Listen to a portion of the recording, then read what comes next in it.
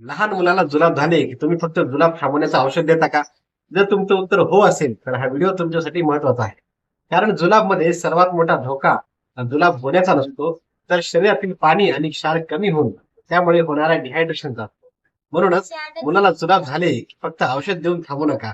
सर्वात आधी शरीरातील कमी झालेलं पाणी आणि क्षार हे भरून काढणं महत्वाचं आहे. मुलाला जुलाब होत असतील तर सर्वात महत्वाची गोष्ट म्हणजे ORS. जुलाब आणि उलटीमुळे शरीरातील पाणी आणि इलेक्ट्रोलाइट्स कमी होतात. ORS हे पाणी आणि आवश्यक क्षारांची कमतरता भरून काढण्यास मदत करतात. ORS देताना एकदम खूप कमी प्रमाणामध्ये पाजण्यापेक्षा मुलाला वारंवार थोडं थोडं देणं योग्य आहे. मुलाला उलटी झाली तर काही वेळ थांबून पुन्हा पुन्हा थोडं थोडं ORS देण्याचा प्रयत्न करा. जर लहान बाळ आईचं दूध घेत असेल तर स्तनपान बंद करू नका. जुलाब झाले म्हणून दूध किंवा नेहमीचा आहार पूर्णपणे बंद करणं योग्य नाही. मुलाची तब्येत आणि वय लक्षात घेऊन शक्य असेल तेव्हा आहार सुरू ठेवणं महत्वाचं आहे. जुलाबामध्ये डॉक्टरांच्या सल्ल्याने झिंक सुद्धा देण्यात यावं.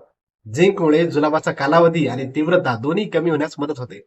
मात्र मुलाच्या वय आणि परिस्थितीनुसार योग्य डोस डॉक्टरांकडून निश्चित करून घ्या. आता मुलाला डिहायड्रेशन झालंय हे कसं ओळखायचं?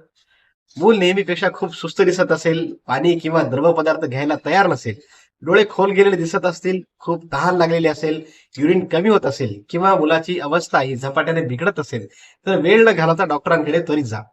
आणखी एक गोष्ट लक्षात ठेवा, जर शौचामध्ये रक्त दिसत असेल, जुलाब खूप जास्त होत असतील, सतत सतत उलट्या होत असतील, मुलाला खूप ताप असेल किंवा जुलाब हे दीर्घकाळ सुरू असतील, तर स्वतःहून औषध घेत बसू नका.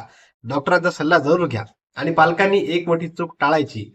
प्रत्येक जुलाबासाठी स्वतःहून अँटीबायोटिक किंवा जुलाब थांबवण्याची औषधं देऊ नका. जुलाबाचं कारण आणि मुलाची अवस्था पाहून उपचार ठरवले जातात.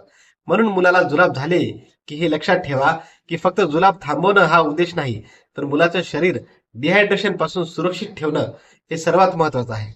ORS द्या, स्तनपान आणि योग्य आहार सुरू ठेवा, डॉक्टरांच्या सल्ल्याने झिंक द्या आणि धोक्याची लक्षणं दिसली तर तातडीने वैद्यकीय मदत घ्या. ही माहिती प्रत्येक पालकांसाठी महत्वाची आहे. व्हिडिओ आवडला असेल तर लाईक करा आणि आपल्या ओळखीच्या पालकांना शेअर करा. आणि अशाच आरोग्यविषयक माहितीसाठी स्वास्थ्य मंत्र मराठी या चॅनलला फॉलो केल्याशिवाय अजिबात जाऊ नका. धन्यवाद.